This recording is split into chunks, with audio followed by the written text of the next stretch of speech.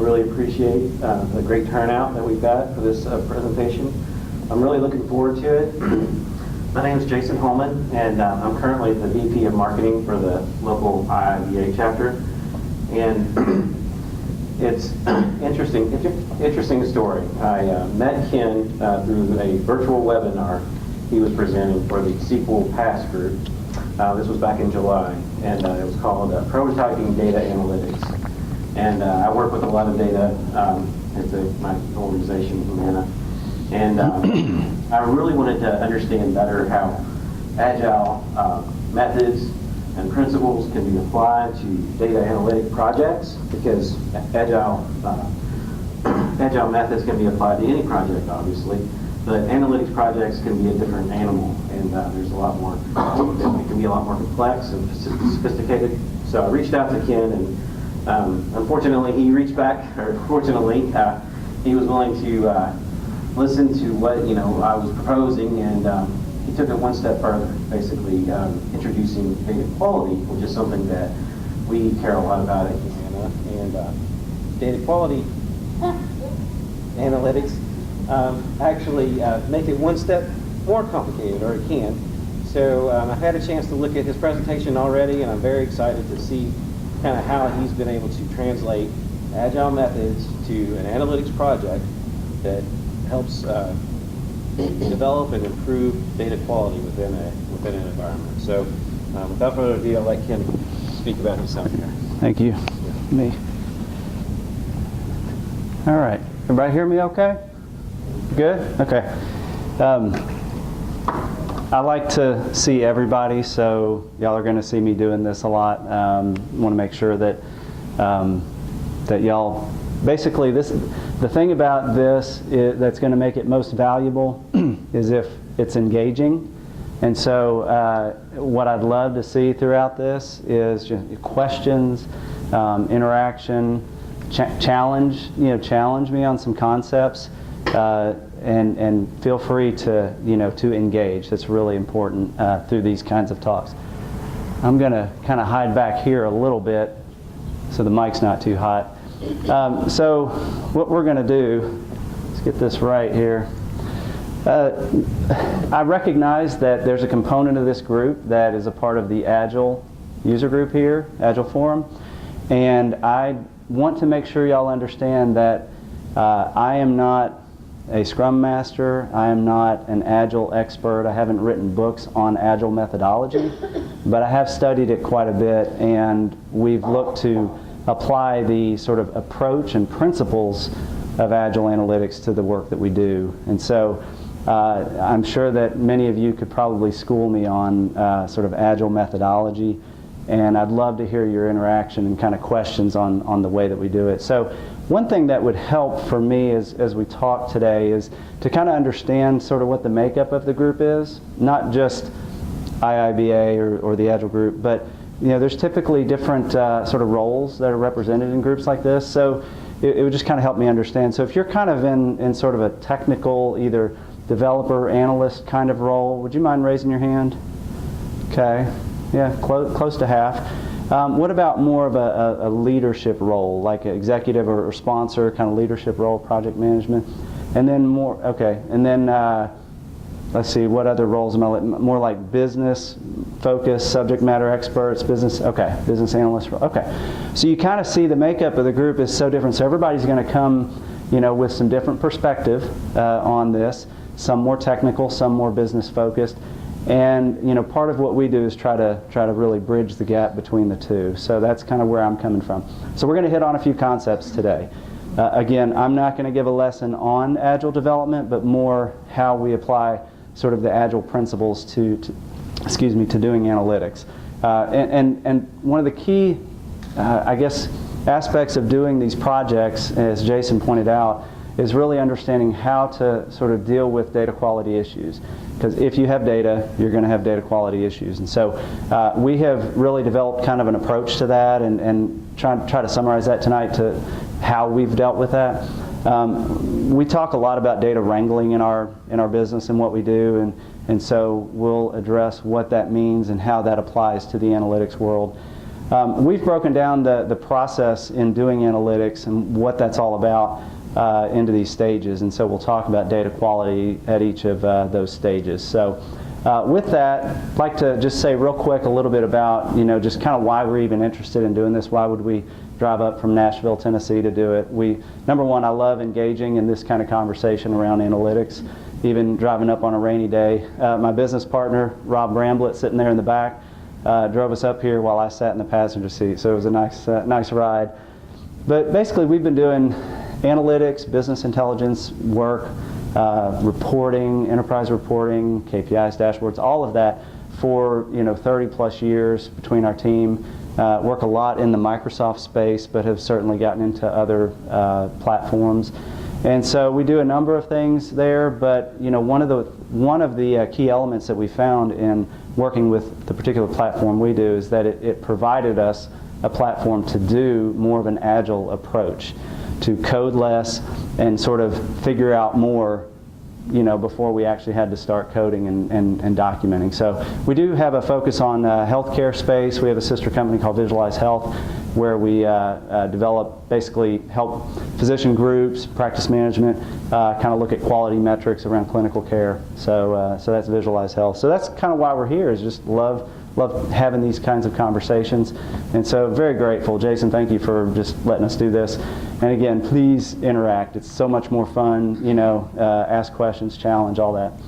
So this is my slide on agile methodology, okay? And again, what we talk about is more about the principles. So what we take away from agile methodology with everything that we've read, the companies we've worked with, is really, it's for us in the analytics side, it's about less code, delivering value early and often, working really closely with the business users, working really closely with the technical people that need to be a part of it. We typically don't have a Scrum Master. We typically don't have sort of more of an organized kind of team, but we actually do this very close, and we try to keep, through the process of doing the analytics, we try to keep it really simple early until we have to get more complicated, because with analytics it's just so different, and we'll talk a little bit about that. But the key for doing Agile, at least from my perspective, is you have to be able to adapt. It's just a critical component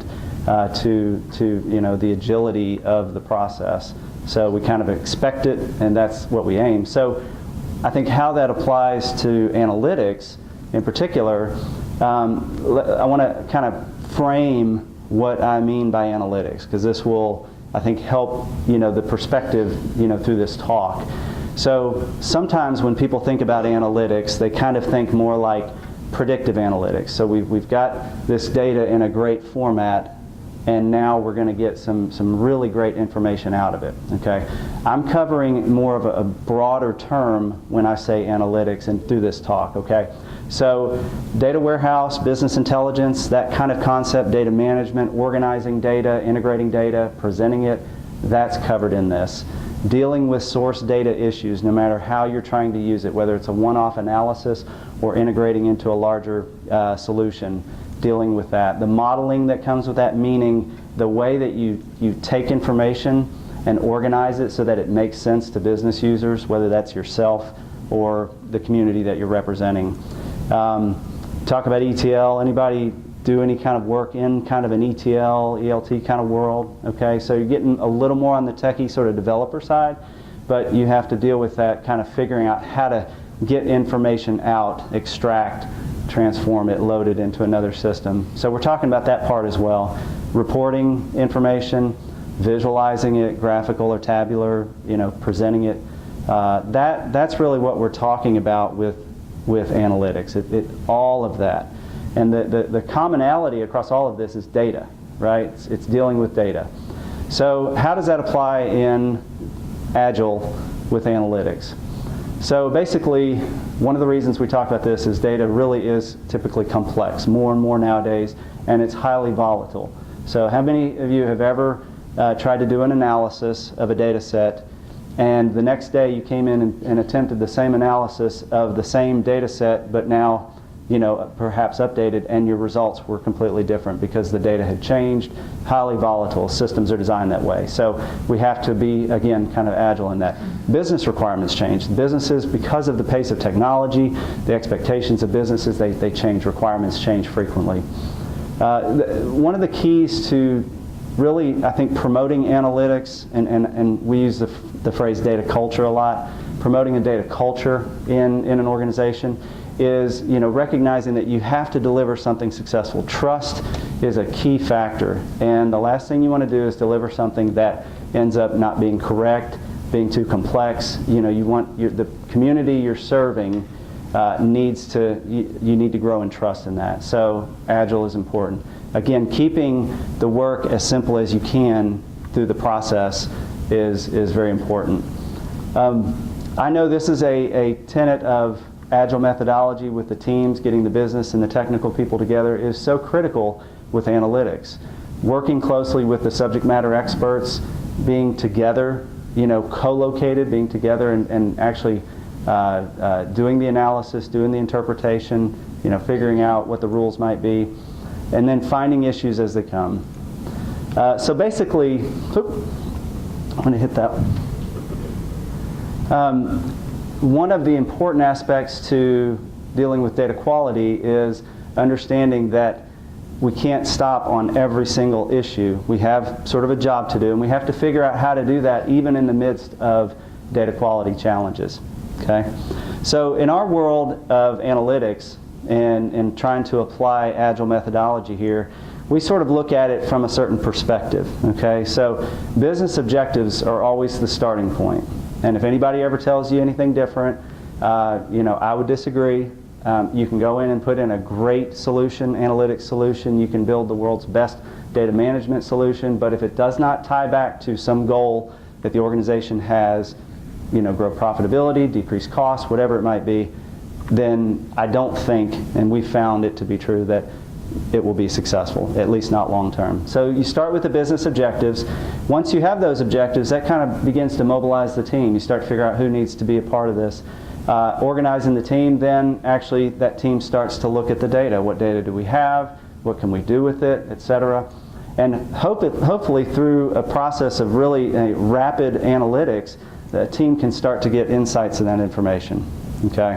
Whether that's a automated, systematized kind of solution that the business can use at that point, or a conclusion that allows you to take that next step. That's kind of the result of analytics. That's what you're looking to address. Okay? And then finally, you get this loop. The insights then refine those objectives, and so you continue through there. It's always a continuous loop.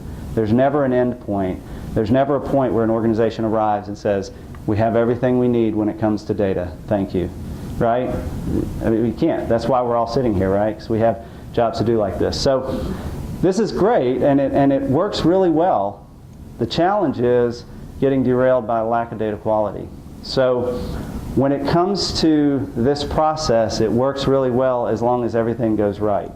The problem is what happens as soon as things start going wrong.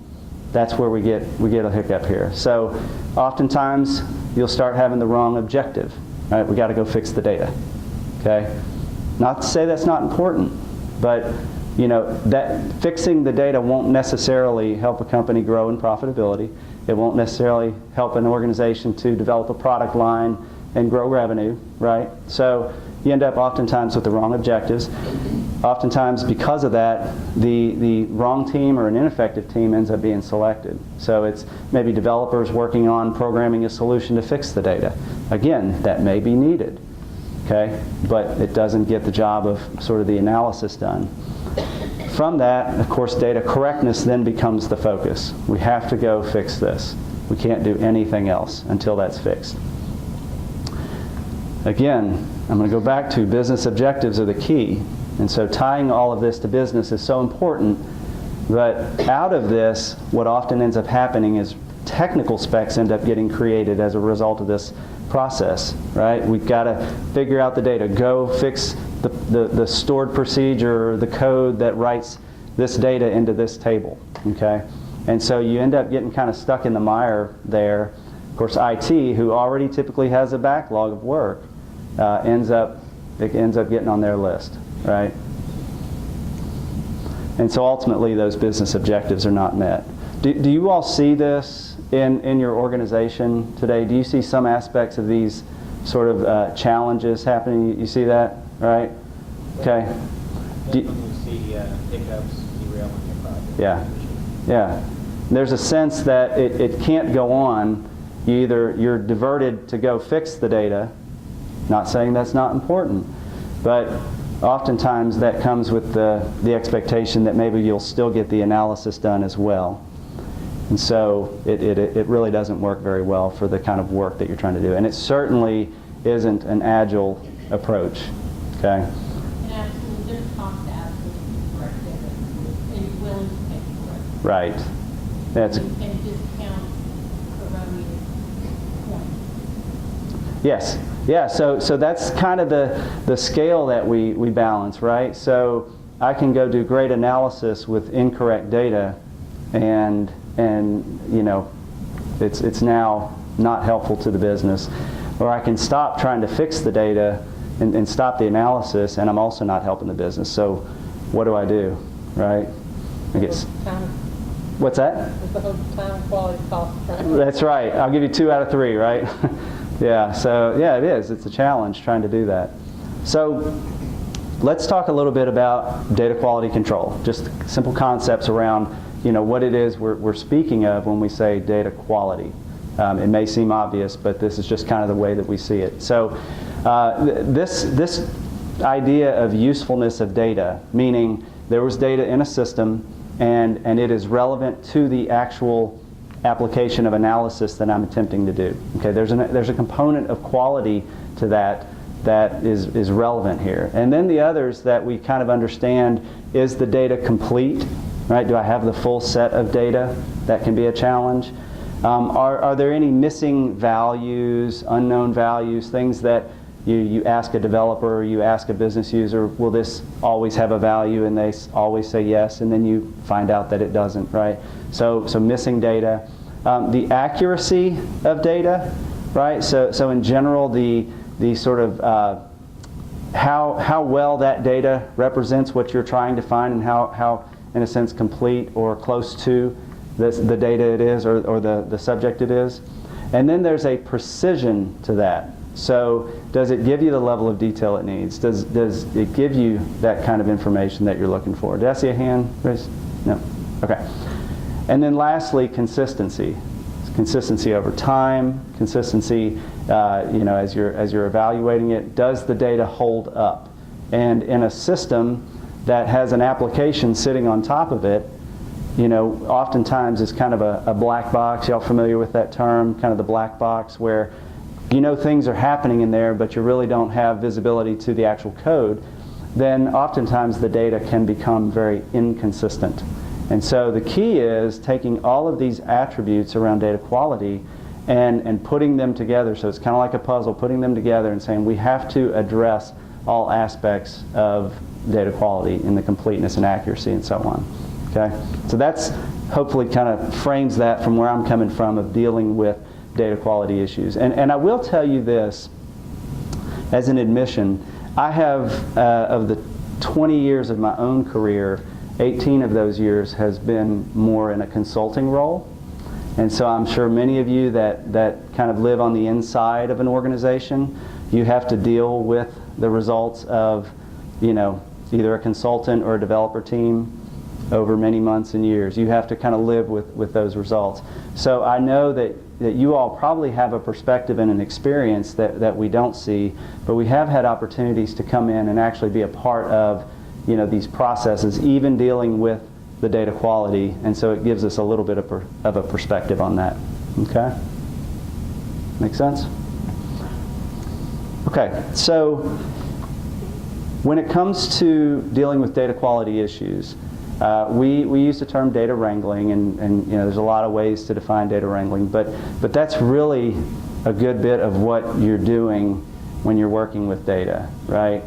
So there's several aspects to that. You're extracting data, meaning you're given files, you're given access to a database, right? Sometimes it might be a cloud solution, you know, web solution where you don't even have access to the data. All you can do is run a report and get the data out of that report, right? So trying to figure out where the data is, gathering that together. That's one aspect of data wrangling. Okay. The second part is the data profiling, the analysis step. So once you've figured out, do you have the right data, or at least a close approximation to the right data, then there's a detailed analysis, okay, that comes with looking more in depth at the information, right? So that what we call kind of the step 2 there. And then there's the transformation. So once you've gotten a look at the data, you've gotten a look at in more detail what sort of the quality of that data is, then you have to go through the process of actually making that data useful, transforming it, right? Whether that's calculations you come up with to match business rules, whatever it might be, there's a step of transformation that goes along with it. And then lastly, at least in this sort of perspective here, loading, visualizing, sort of that destination of what you're going to do with that data that you've taken, you've transformed, and now you're going to do something with it. So what does that mean? That may mean you actually create a spreadsheet and give a conclusion to a business user. That may mean you're testing out a hypothesis around some aspect of the business and you conclude that it's correct or not correct. That may mean you're actually part of a delivery team of rules around metrics that end up a part of a dashboard or some kind of reporting solution. Okay, that end point is what we're referring to here around loading and visualizing.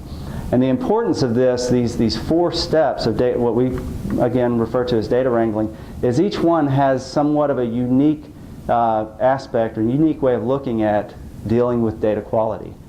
So it's really tough to just simply say, let's figure out data quality. Each one of these stages, there's actually a component and a way to look at and kind of break it down to say, let me solve it at this step, let me solve it at this step, and so on. Okay? Make sense? Jason? I can't help but notice that at a business level, it's an ETL. It's a extract, transfer. It is basically. That's right. And I look at it this way because, you know, oftentimes ETL is sort of seen as the IT job, right? We have ETL programmers and they go off and write some code, but that's really what you're doing. Anytime you're working with data, you're doing ETL. You may not have some of the tools that programmers have. You may approach it a little differently, but you're getting data, you're transforming it and loading. You're just doing more of a step of analysis perhaps than maybe some of the developers might. Okay, so that's why we kind of look at it that way. I'm glad you point that out. Okay. Okay. So what I'd like to do is kind of talk through. I want to caveat what I say here with just a philosophy that I have. I don't own it uniquely, but we try to apply it anytime we're doing work in data. And that is kind of referred to as top of the funnel. So with any kind of data analysis, any type of data work, there are stages that data go through, right? And those stages, with each stage comes some kind of manipulation of that data in some way or another. And so the concept is when we start looking at data quality and start wanting to correct the data, the goal would be to correct it as close to the source as possible, right?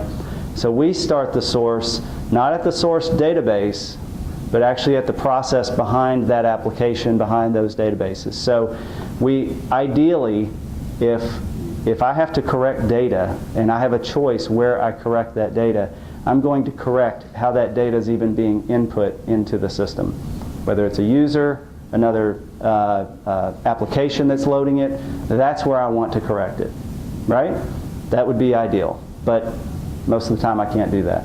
Anybody ever try to suggest that and just kind of gotta, yeah, we'll put it on our list in 6 months, 8 months. It's really tough to do, either because you have legacy applications with no programmers there, you have, or a big backlog, but typically it's tough to do that. And so sort of secondarily to that would be the source database, meaning wherever these applications sit, you know, wherever these files are coming from, whatever it may be, you'd like to get that corrected there. So what that looks like. It might be running updates, cleanup routines, things like that. Not great, but sometimes necessary. It might be requesting from a vendor a different file, a different format, so that you don't have to deal with it. So things like that. Next would be in the extraction process. So cleaning up there as you pull the data through. And the reason we describe this funnel is because as the further downstream data goes, the more ways it gets used. And so any errors in that top level end up getting propagated to every single one of those paths. Okay? So fixing it closest to the source helps you address that. So that's why we kind of give this concept. Staging, or operational data store, or there's a lot of different names for this. When you get data from a system, usually you put it somewhere. That might be a directory that you put a lot of files in. That might be a database that you have access to. Who here works, like, you typically work in databases? Do you have some kind of sandbox, playground area where you do data work, or is it more file-based? Okay, so databases, 3, 4, 5, 6, slow hand, okay. And then maybe more file manipulation, file input. Okay, none? We have access. Okay, yeah, 2. All right, cool. So what I mean by staging at ODS is typically just that place where you've pulled the data all together, and really it's kind of a holding place. It's a place to be able to place information before you start doing any kind of transformation, cleanup, okay? Which is the next step. It's the transformation. So anybody use Excel here for some of your analysis and work? Okay. Do y'all use Power Pivot, Power Query?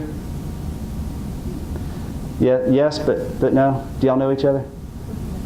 You need to tell her about Power Pivot. If you work in Excel 2013 or beyond and you haven't discovered Power Pivot, Power Query, kind of what's been called Power BI, you need to discover it. You need to spend some time learning it. If you do any kind of data manipulation just in Excel with formulas, if anybody here use VLOOKUPs? Okay, a couple. Okay, you never have to use a VLOOKUP again. You know, there's a lot of, it's really a great tool, allows you to handle a large volume of data, and really enables, we think, the sort of agile approach as you do analytics. Gives you kind of enterprise tools, basically, inside Excel. So that's just a sort of an aside. So as you do the transformation, whatever these are, rules, calculations, whatever it may be, that's then the next step. As you start loading it, I'm calling it DWBI, but again, wherever that information lands then to be ready for presentation, that might be a finished Excel sheet. It might be loading data into a table as part of a team. However that looks, it's that final landing place where the data has been transformed, corrected, made useful, and ready for consumption. The last place you want to put data quality corrections, rules, things like that, is actually in a destination report. And it is, you go through any organization and you will find those kinds of rules. So open up a report. Does anybody here use SQL reporting services? Okay. Any other reporting tools represented here that you use? Cognos, Business Objects, MicroStrategy? You use a lot of different things. So the great thing about these tools is they give you a lot of capabilities to write formulas, to do sort of corrective actions, and then all those corrective actions end up getting sort of hidden, masked in these reports.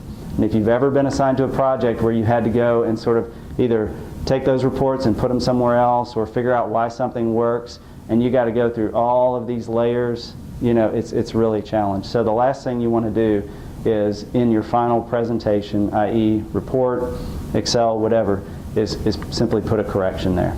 Because again, later on somebody else might use the same data and propagate that.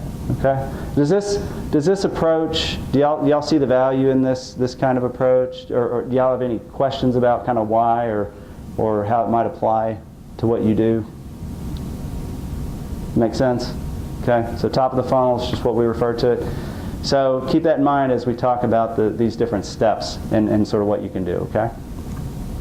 All right, so what we see with Agile data quality and the process here is it's kind of like a path you're walking along, and as you go through the path, we want to address it at that stage if we can.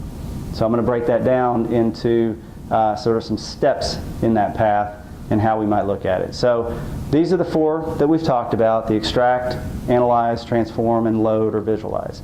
So we see 5 sort of steps in that, okay? So one is to simply identify. Try to identify if there are data issues.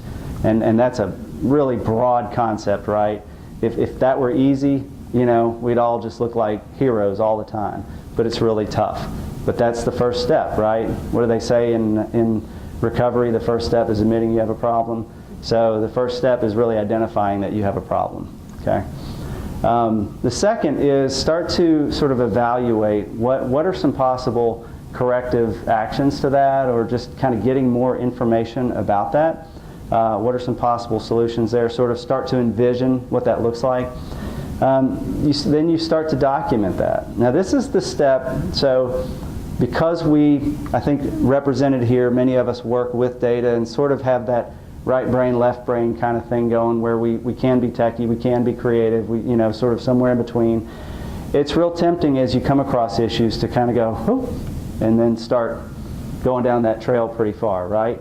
So the challenge here, as we go through each of these steps, is to take long enough to, as you have identified the issues, to document what is necessary enough to sort of let that start to grow on its own. And you'll see what I'm talking about as we apply this to each stage. Then we look at implementing a short-term fix. Now that may sound like a hack. That may sound like you know, somebody just trying to move on and bury some corrective code. But there's actually a strategic reason for doing this that we'll address in each of these stages. And lastly, we talk about collaboration. One of the key tenets of Agile methodology is, again, that collaboration with the team. There's value in the team. And so it's important to involve the different team members at these different stages. And we'll talk about kind of which ones. So basically, we kind of see a little matrix here. And we're going to go through this and talk about each aspect of this matrix and how we can address that. Okay? Good? All right. So let's talk about extract first. That's the first step here. So in this stage, we want to address the data quality at the source as much as we can. So look, oh, good. So the first thing we talk about identifying. Okay, so how do we apply that from extraction? Well, do I have the right source of information? Right? How do I know that? Well, you know, I can talk to people. I can look at the data and see if it matches maybe what I see in the application. There's a lot of different ways, but I need to see if I have the right source of information. Start to ask, do I have complete information? Do I have everything? Is this information time dependent? Those questions I want to see, are there issues just in selecting the source, both high level, right system, but selecting the data, meaning the tables, the files, the attributes. Do I have everything represented here? Right? So I look at that just at a high level at the source and identify, do I have everything? Then I start to evaluate kind of a high level, think of this as a high level profiling. Have y'all been a part of kind of a data profiling exercise where you look at data, you look at, you know, the sparsity of data, whether there's 5 unique values represented in a column or thousands, whether there's lots of null values, missing values or not. Have y'all kind of been a part of that? Some heads? No? Okay. So it's just a process of trying to see partially how complete the data is. You know, will it represent what I need to evaluate the particular business objective I have? So we start to look at the databases. We start to look at, do I have the right database? I look against that database from the data that I've gotten extracted. I start to look at, I mentioned earlier, looking at data one day over the next, right? Data can change, and it will all the time, because most applications are not written to keep data, to snapshot data, so it will change. And so looking at things like that, evaluating, products, services, customers, things like that. Do I have a complete set of data? So if you have a CRM system, and you've got an order, billing, whatever system, if all these different systems you have might have portions of these different data sets represented. So you ask, do I have complete data? You sort of do that high level evaluation. And then you document. So a couple things that I think are important to document here. Identifying with the data, really who knows the most about this data. So you've probably done that. That may be you if you do a lot of work in a solution. It might be somebody in your organization. It might actually be a vendor, a contractor. Identifying that, documenting what you have versus what you're seeing, and so on. And then the last piece, and really every step of documentation is going to apply here, prioritize. So let's say you found an issue where you know not all of the customers that you're looking for are represented in the source data. Okay, how relevant is that to your analysis? Okay, you kind of have to evaluate that. Is it important that I have every customer represented? That's something that you have to answer, inside your business, right? Inside your analysis. And so you need to prioritize. Is this really a show-stopping issue, or can I move on? Can I document this and sort of give this thing legs while I continue on my analysis? Does that make sense? That's part of that documentation step. Now, one of the things I talked to Jason about, and why we are presenting this idea of using Agile approach to deal with data quality. I'm in your way, aren't I? Sorry. The big box is there. Yeah, the big box, okay. So one of the things that we look at doing is, how do we keep moving forward in the work that we do? As analysts, whatever your role is, how do we sort of make that project move forward? Keeping in mind that we have documented the issue, we've identified the priority, we've said this, either is show-stopping or it's not, but we know it needs to be corrected. Now there's some techniques that we can use. So who here writes SQL queries? Yeah, I thought, good bit of hands, right? So you go into a source system and you write a query. And how often when you pull that data out do you have to do a little bit of sort of tweaking to that data, whether it's a case statement in SQL, whether it's a like filter, and you have to kind of identify some patterns, right? Very common in this. It's okay to do that, okay? What you don't want to have happen at this stage is you don't want to have that step being done without any acknowledgement of it in the larger community. Because what you're doing when you do a case, when you do a filter like a like, is you're actually putting in a rule that changes, that interprets the data a little differently than it might have been put in. Maybe for a specific rule, whatever it may be. It's okay to do that. It's obviously part of the process of extracting, but make sure that's part of your documentation. Okay? One of the things that we try to do as we develop solutions like this is we try to sort of turn those into rules, right? Because oftentimes those rules will end up getting appearing in other data extractions. Somebody needs to know that in order to see this data correctly, we have to interpret it differently. So that's how we do that. We just make sure that we implement that and document it. Anybody here responsible for data where you have to snapshot it? Meaning you have to make sure you take a copy of the data because you know it's going to change, right? And it's important to your analysis that you actually have the data in the state that it was in on that given day, right? So examples of that would be inventory, perhaps inventory balances. It might be the state of an order, the state of a claim, whatever it might be.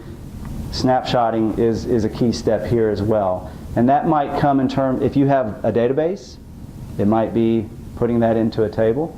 It might be extracting that out to a file, right? Whatever it might look like, snapshotting is a good step to do here where you actually freeze that data.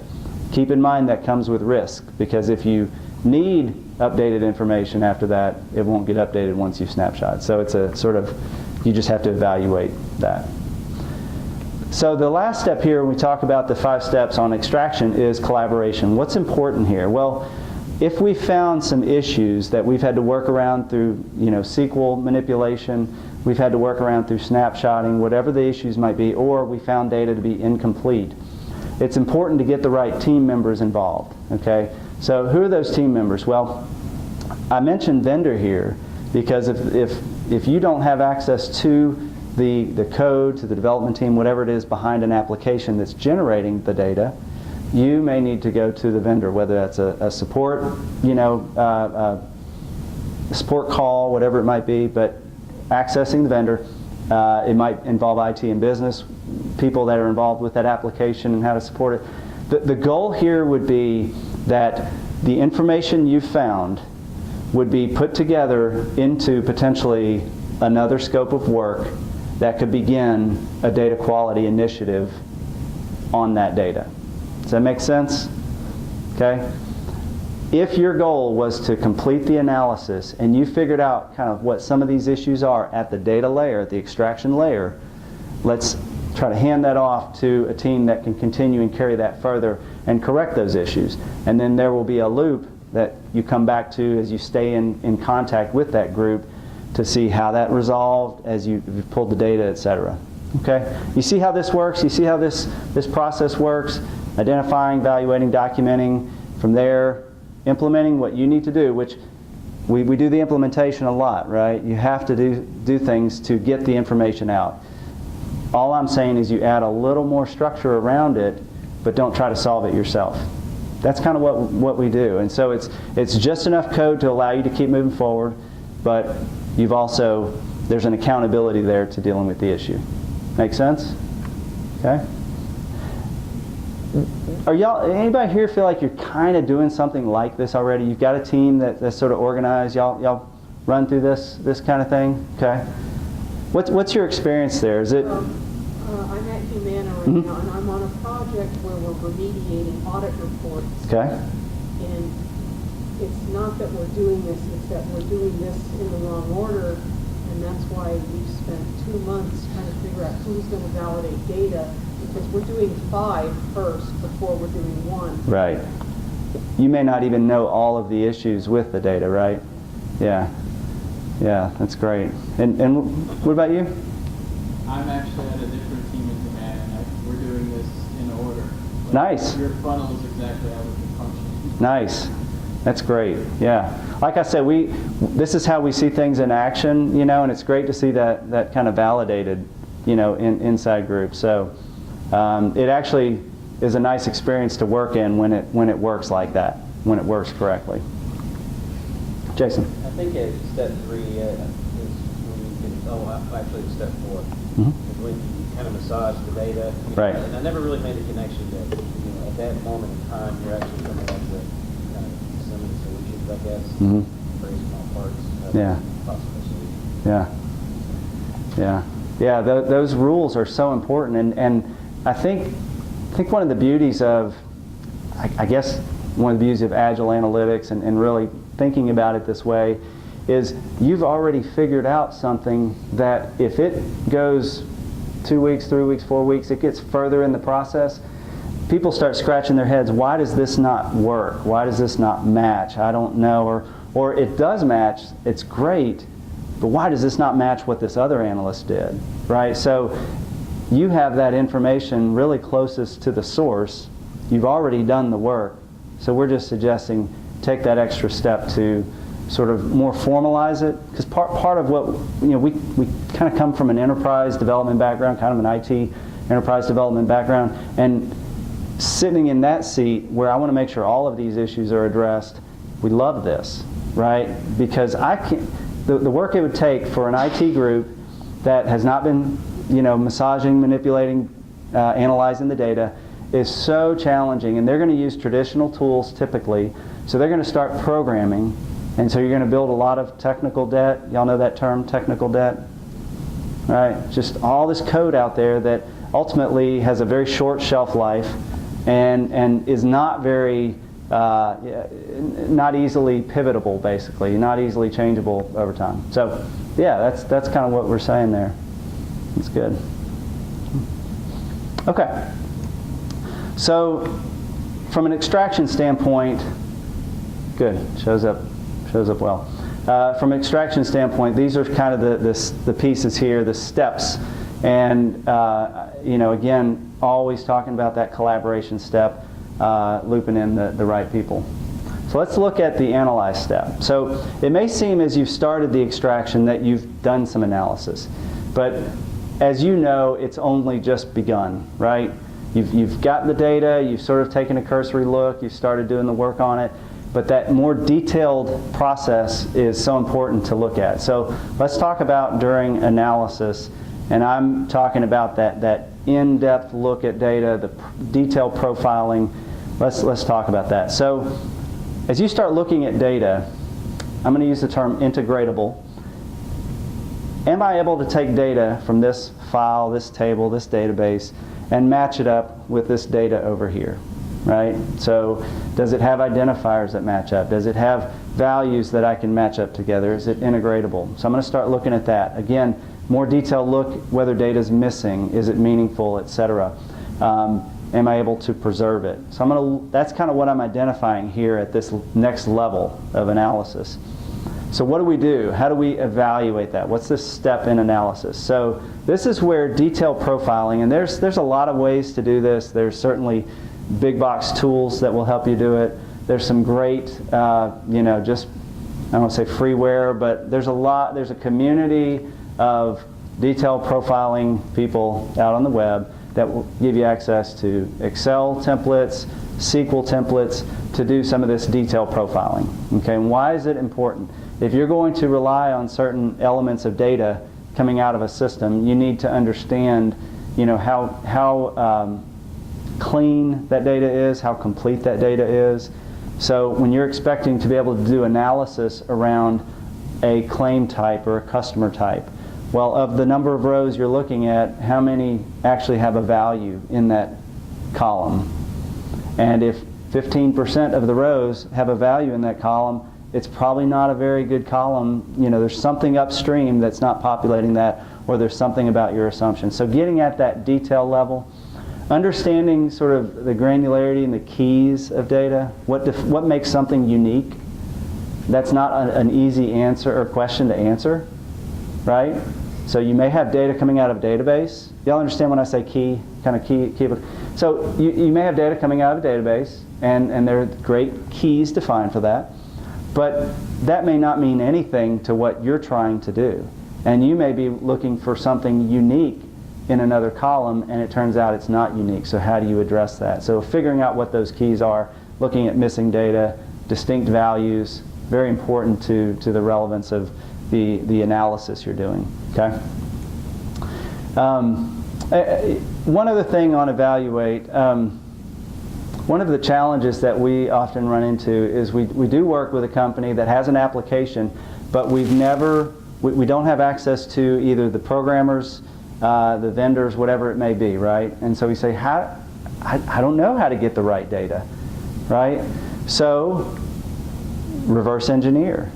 How do you do that? Well, one of the ways we do is we actually go into the application, and either through the reports the application produces or the screens that the application exposes, we do that manipulation, and behind the scenes we kind of do some tracing, and we look at what it's doing, what it's generating, what kind of queries it's generating. Have y'all ever done that? Did anybody ever use like a tracing profiling tool? SQL Profiler is one of them. It's a great tool to use, great approach to use, right? So you wonder, how do I get this data behind this report? I need that, but I need a little more detail, so I can't just use the report.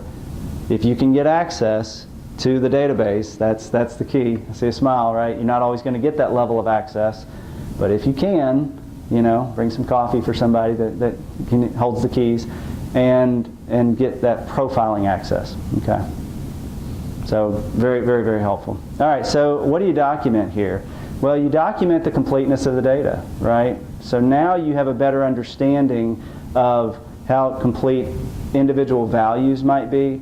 So if part of your analysis is to produce a summation or a whatever it might be across each one of a group of product lines or claim types or geographic analysis, do you have all specific areas represented, all specific geographies represented? How complete is it? And you document that because there may be an issue that can be addressed. So now you've got more information, more detailed data. You start to document maybe what some of the mapping rules are. So now you have an understanding of what the data looks like, more detailed. You haven't just gotten it on the extraction.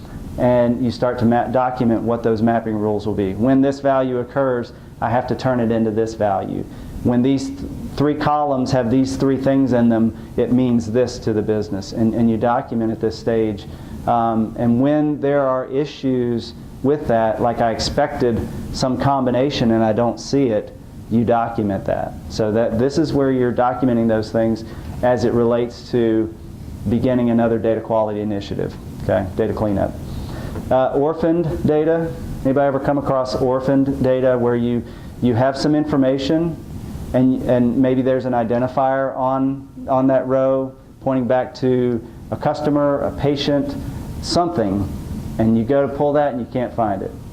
Anybody ever come across that? You've seen that? Right? It happens all the time. You know, again, if data can be manipulated, this will happen. And so with applications, that will happen. And so documenting what that, you know, that occurrence, because most applications that will not show up in. The data just won't appear. So what does orphan data mean? Is there an issue in the application? Have we been missing data all along? That's a big one. You want to talk about something that will get people's attention. If you have orphan data and all along your analysis or other people's reporting has not been including that, and suddenly it does, that gets priority meetings right there. Okay?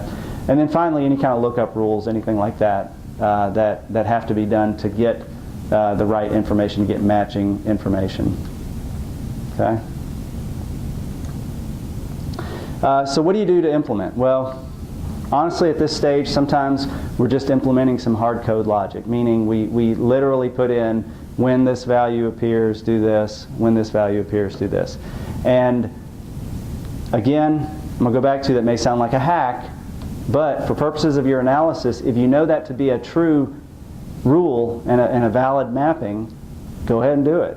Just make sure it's documented so that, you know, the people responsible for the solution or for the data quality initiative know what to do with that. Okay? So O2 in a column really means O3.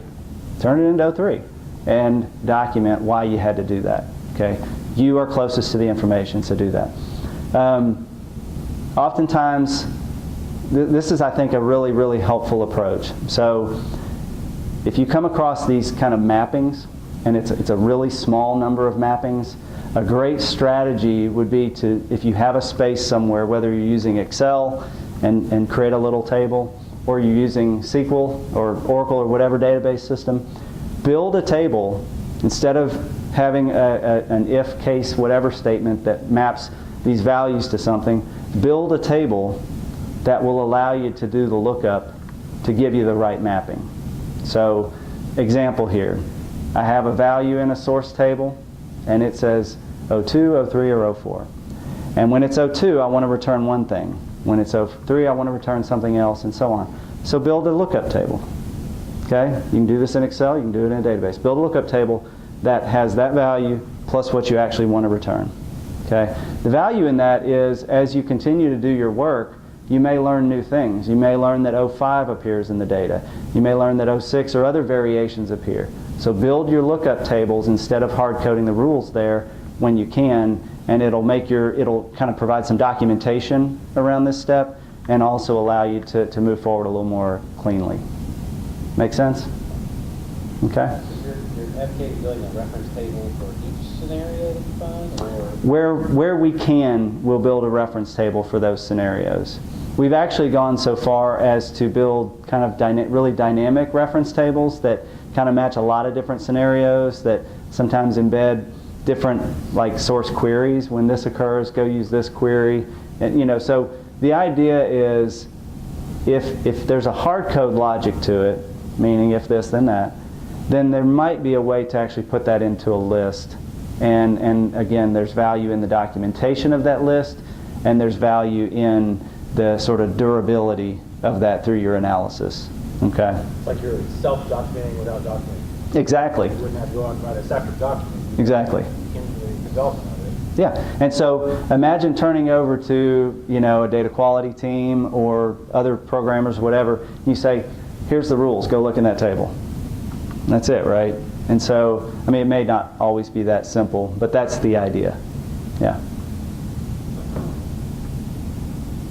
Yes? That sounds a lot like you're in the transformation stage and you're starting to look at data and trying to the other value. Can you explain how those two are different? Yeah, a little bit. So this is kind of in preparation, so this may be only sort of documenting the step of needing to build the table. You're right, in that transformation is where you're going to turn it into something else.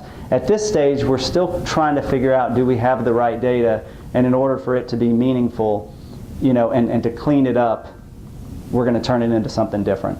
So where we differentiate this step of kind of extract and analyze versus transformation, transformation is now taking the information, the column values, and making it meaningful to the business. It may not be that you have bad data there, it just may mean it's not meaningful to the business. So part of what I'm suggesting here is more about the data quality aspect as much as anything. So mapping, this value really should have been this, or when it's null or blank, it should be this. So yeah, but it's a little bit of a gray, you know, I've delineated these stages, but you know, as you know, you're going to walk back to extract as soon as you start thinking analyze, transform, right? So it's a little bit blurry. Well, so I think the thing is here, you're still sampling the data. Correct. You make your table and you put in those lookup values, you might contain one, you're not implementing your permanent solution. Correct. Yes. And you're really trying to kind of test out those assumptions too. As you've built that table, you're testing out the assumptions That table will you make. evolve over time. It will evolve over time. And ideally, it'll go away at some point because somebody will come along and apply a magic fix to the source data, and you know, you won't have to have that. So, you know, obviously there's challenges. If I start building lookup lists, somebody has to manage that if this thing has any kind of longevity. So that's part of that documentation and identifying who's going to manage that. But you know, sometimes these analyses don't, you know, they're one-offs. They may have a couple of week time span, you know, shelf life. But again, part of this is making your job easier. Part of this is also helping the organization as a whole manage the data assets better, clean up the data, etc. So, and so the last step here, what I change here, what I add to here is as we start getting into this deeper look at the data, now we have, I think, a clearer perspective where we might need to start getting access to some resources to begin some serious data quality initiatives, right? And so it's going to take some sponsorship, you know, inside your organization, somebody that's willing to sort of carve out the team that's going to do that, and that's why I mentioned leadership here. It might require some devs, you know, developers to actually maybe validate some of your findings. You may find that your analysis maybe wasn't quite right, and you need to, you know, revisit your assumptions. So that collaboration aspect is so crucial here, depending on which sort of path this thing goes with the data quality, right? So involving the leadership is crucial because most of the time it's going to be resources outside your control, you know, that are going to maybe go off and work on the more long-term data quality initiatives, okay? And I am not keeping track of the time. It's just an hour. 7:13. Wow, okay. So let's talk about the last two, transform and load. So with transform, and again, this may overlap some with analysis, particularly here as we start to apply these rules, we're going to apply them into the transformation both from as we need certain conditions to then map into business logic. If the data does not support that, we need to identify that. So it may not just be that something's missing, but it may be the combination of values that you're expected to match to build a condition aren't there, okay? The other part here, so if you, who works with claims data? Anybody here work with claims data? Okay, what about sort of financial data, any kind of, what kind of data do y'all work with? Financial data? What? Demographic, okay. And what else? Financial, okay. So typically in any organization, in healthcare it tends to be kind of the claim data, the visit data. And in other businesses it's orders versus, you know, when things are posted. You're always dealing with these date challenges. There's different sort of ways to view the information. Do I want to view it when it happened? Do I want to view it when we financially recognized it, right? And so you're going to have issues like that, and you have to kind of figure out how you're going to address that. And what you may find is some issues in that data at that point trying to address it. So now we're getting deeper into, as we start to transform into meaningful information, now we need to start to test those rules. And we may have to circle back and do deeper analysis, but we start to test those rules and kind of build out what those conditions would look like to support the kind of analysis we need. And we start to test our assumptions. We're defining some calculations here, so we're kind of verifying what those calculations are. And again, do they support, does the data that I'm trying to use support that? What do we need to document here? Well, now we're getting into some rules that are about interpreting the data, not so much the extraction of. So interpreting into business logic. And so what are the specific needs now that we've got a full picture doing that deeper analysis? It may be that you've already got a team that has started to look deeper into some of these issues, and that simply informs the team more thoroughly, right? It may be that it's time to finally spin up the team, but you start to document that more thoroughly now that you're trying to make this information really useful, transform it. Again, more hard code logic potentially. We start to build these rules-based calculations. So I talked about the lookup table. Okay, so a good system, as you're building an analysis with data quality in mind, is sort of naming what the different conditions are, right? Naming what those data quality rules are and sort of the checking around those data quality rules. As you build the calculation, building those calculations with some rules in mind, whether it's looking up in a table, whatever it might be, implementing those.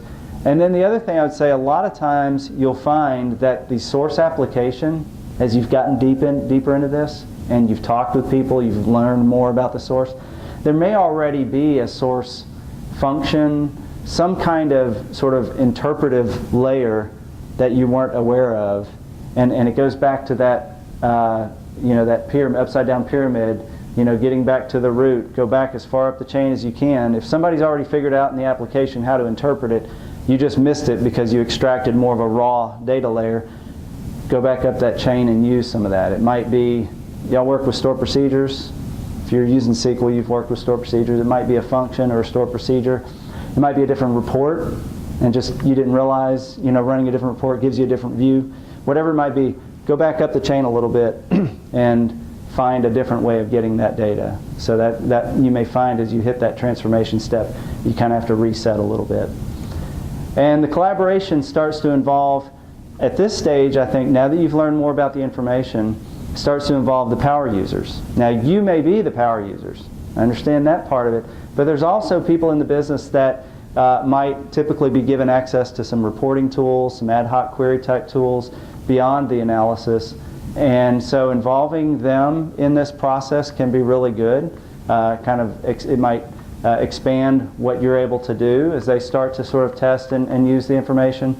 The project management teams, important to involve them as well, because now as you're spinning up, potentially, I say you, as you're getting people to spin up these initiatives, getting the communication going between the team, whether that's project manager, scrum master, depending on what your approach is. That collaboration aspect on the transform involves those people. And again, I kind of keep dev teams on there because we find that they just have a lot of knowledge. They've been in the systems, they understand it, maybe not from the perspective that you have, but they understand them and so can provide some real value as you're trying to interpret and transform. Like, for example, a developer may have developed a report, a year ago and knew that they put in certain logic that this is what this means to the business, and so they can help you in that process. Okay? So that's the transform layer. And the last one I want to talk about is the load visualization layer. By this stage, hopefully, we've addressed the issue. We're not building a lot of logic into that sort of final reporting layer because, again, we want to avoid doing that. We want to avoid building this sort of debt, if you will, of logic, correction logic at this stage. But you may find that you have to do that. So let's take a look here real quick. So as we're looking at using the data, we're going to start to look at, okay, we've gotten this far. What's some additional data that we might need, right? What are some future data elements, columns we just don't have, or some additional data sources that we might need but we're okay at this stage using the information we have. We may find that we have to, when we are missing values, we may have to default certain things based on how things want to be displayed, like blanks show as zeros, things like that, just little things. And we may find that we actually don't have enough detail to support the level that a user, either you or somebody else, wants to get to. So we may end up looking back again here at granularity issues. And again, some of these are going to cause us to kind of circle back, earlier stages. Okay? So what are we evaluating here? What's sort of the detail? Well, we're looking at the data model. As we've transformed data, we're finalizing that data model to support the analysis. Either that's you, and the data model might simply be a pivot table in Excel, or you're trying to support 5-10 people using this information, and you're trying to build more of a consistent layer with business terms, etc. So some kind of layer to present that. And then you start to go through that further testing process as you're now looking at how it's interpreted. You're starting to compare to other sources, right? And looking at that, looking at different levels of granularity. You're looking at the detail level now that you're visualizing it. So the data might have looked correct at the point of the detail and the analysis, but now that you're presenting it, you're going to have people involved that say, doesn't really look right. Those gut checks. What are you going to document? Basically what we just talked about. You're going to document that model, document your approach, the rules, the calculations, what that granularity is. That's important because the granularity is often out of your control, trying to get how detailed the data you're going to get. You may find that you don't have detail enough data, but you can't do anything about it. Right? You want me to show this information, or I need to make a decision or have some conclusion, but I don't have detail enough data, so this is as low as I can go, right? So, again, documenting that, because hopefully there's something that somebody can do about that later on, so you document that information. So what do we implement here? So this is something that we do as we're looking to build a layer that a team can use for reporting, and whether we're early stage in this process or not, sometimes we will sort of skip some of these steps in terms of a process of transformation and all of that. Once we've kind of figured out some of these rules, and we'll just kind of put a layer there that sort of approximates those rules. So what does that look like? We'll create views. So you write a view in SQL Server, Oracle, different places to do that, and they look like tables. And so you can start to extract from that. And they're easy to sort of manipulate as you learn more. And so you might have those views that then provide the information for your visualization. Same thing with tables and queries. Another plug, if you do use Excel and you haven't seen Power Query, find Power Query. Use Power Query. It'll change. Well, it won't change your life, but it's good, and it will make you really enjoy what you do in Excel, and it will open up access to data sources and ways to transform data sources that you couldn't previously do in Excel. Typically, if it's non-database, you're doing a lot of importing and manipulation in Excel. So Power Query is a great tool and really scalable inside Excel. So a couple other things we'll do, you might build some routines, some cleanup routines that kind of manipulate some logic. That's more if you have access to like SQL, things like that, and implementing those calculations. And of course the visualizations, which visualizing the data will actually help you identify even more challenges, information that you didn't otherwise see. You'll see relationships between data points, between attributes that you didn't otherwise see. So that step's important. And with the collaboration, it's kind of that same team. At this stage, the devs aren't probably as involved, and so we just look at the analysts, the power users. That's kind of the team sitting here, right?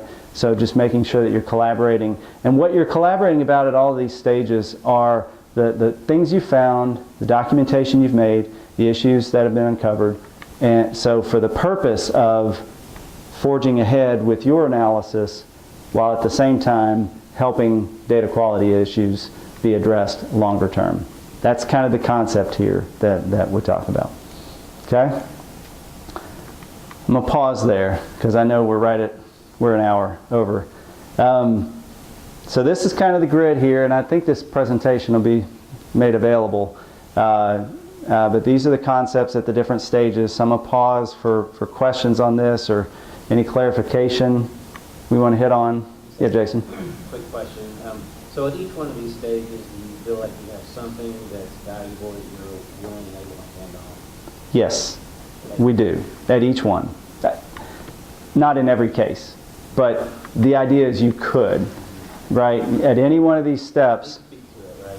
Say again? At least have something to speak to. Yeah, at least have something to speak to. And what we're trying to avoid, what we try to avoid as we've identified these stages and tried to find what those issues are, is number one, stopping, because we've got a task to do and somebody's asking us to do it.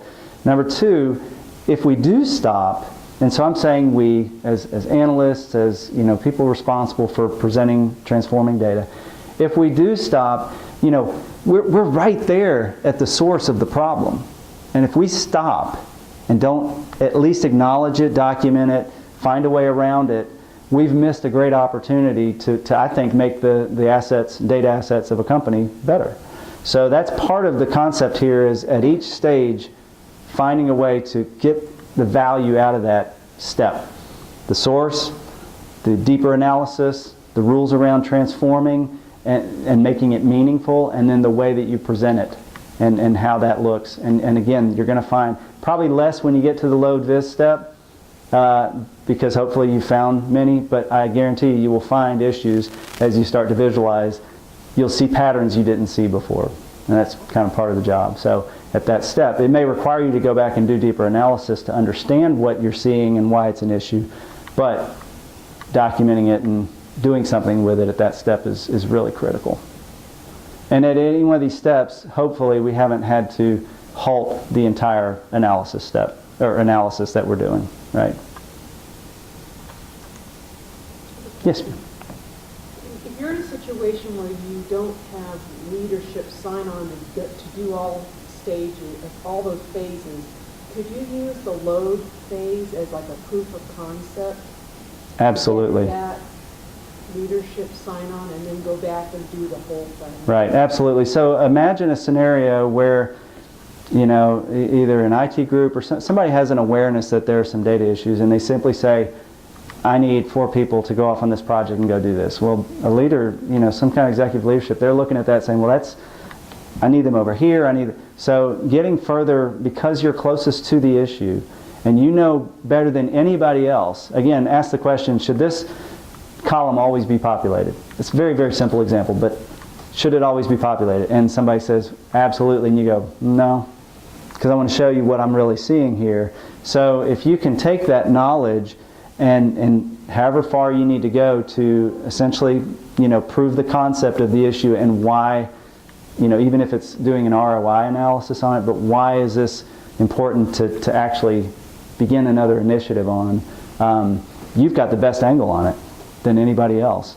And hopefully you got somebody in your corner, and if you show how you've saved money, if you show how you've presented or prevented some kind of compliance issue or whatever, you'll be a hero too, right? But yeah, that's a great question. It may take you through to more of a proof of concept. So, okay. So, quick word on collaboration. I think y'all understand with Agile, it's never just a one-time thing. So these team members that I presented and suggested that the collaboration on, you got to get the right people for your organization at those stages, and it's just a continuous thing you're constantly doing. Hopefully they're, if you hit this issue and they say stop, they might help clear a roadblock for you. If you think it's stopped, they may be able to help you, keep moving forward. So it's critical to have that collaboration and be able to get, again, the sponsorship and things like that. So we presented this, I think, earlier this year, that I think's really, I haven't seen it written about anywhere yet, so it hadn't gotten legs yet. But basically, it's the role that I think everybody here plays in some form or fashion, this sort of solution specialist around analytics, and particularly with Agile. So we presented the idea that, that you kind of got both left and right, business and IT, developing rapidly, again, whether that's a one-time analysis or part of an enterprise team as an early requirements documenter, developing prototypes and so on. But we've added this because I think it's relevant. You are in the best position whatever you want to call your title, to actually take those data quality issues and sort of channel them to the right path to get resources to deal with those issues, instead of just sort of acknowledging and fixing for your analysis, or trying to chase it down yourself. So, Chief Data Wrangler. So, anybody want to put that on your LinkedIn, Chief Data Wrangler? All right, so I'm going to pause there.